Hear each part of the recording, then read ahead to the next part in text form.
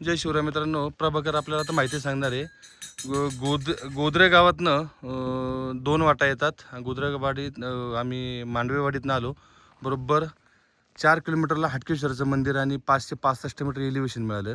हाटकेश्वरला येण्यासाठी 4 वाटा आहेत. जर हाटकेश्वर जर आपण पाहिलं तर उत्तर बाजूनं कोळेवाडीतनं आपण हाटकेश्वरला येऊ शकतो. त्यानंतर दक्षिण बाजूकडनं आपण आलमेकडनं येऊ शकतो. पश्चिम बाजूकडनं मी तुम्हाला गोदरेगाव सांगितले आणि अजून एक गणेश खिंडमधून येऊ शकतो. म्हणजे थोडक्यात पश्चिमेकडनं 3 मार्ग, दक्षिणेकडनं 1 मार्ग आणि उत्तर बाजूनी कोळेवाडीचा मार्ग.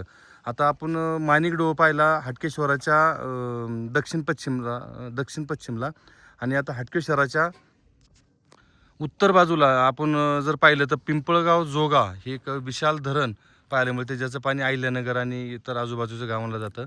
आता हाटकेश्वरा मंदिरापासून उत्तर बाजूला काय काय दिसते ते प्रभाकर माहिती सांगतो. प्रभाकर. नमस्कार. जुन्नर तालुक्यामध्ये आपलं सहर्ष स्वागत. जुन्नर तालुक्यातील दुर्ग संपदा आणि आपण छत्रपती शिवरायांचा जन्मस्थळ असलेला शिवनेरीगड बाजूलाच आहे. तर समोर जे दिसतंय सुळका आलेला बघा इकडं. हो बरोबर, हा सुळका. यस, ढाकोबा शिखर आहे. ढाकोबा शिखर ते थोडं पलीकडं आलो की आपल्याला जीवधनगड दिसतोय, जे की नाणेघाटाच्या बाजूला आहे.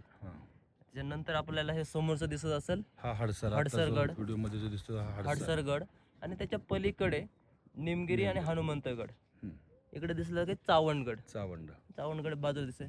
इकडे पुढे आला की हा जो दिसतो डोंगर, 3 डोंगराच्या मधला शिंदोळा. हा इकडचा शिंदोळा आहे समोरचा. हा शिंदोळागड आहे आणि तो जे काही विमान पडलेलं 1962 साली दौंड्या डोंगर आहे. दौंड्या डोंगर. आणि पुढे इकडे आल्यानंतर दिसतोय तो रोहिदास शिखर आणि त्याच्या बाजूला हरिश्चंद्रगड, तारामती शिखर. दुर्गप्रेमीची पंढरी, भटक्यांची पंढरी असलेला हरिश्चंद्रगड. आणि इकडे पाठीमागे गेला कळसुबाई वगैरे दिसतोय समोर. आणि इकडे आलं का हा समोरचा दिसतोय तो रांजना बुरुज, असं गेलेला आहे फणीसारखा, तो रांजना बुरुज आहे. आणि त्याच्या पलीकडे कुंजरगड. असं हे संपूर्ण जुन्नर तालुक्यातील हाटकेश्वरच्या डोंगरावरून आपण हा संपूर्ण प्रदेश निहाळत आहोत.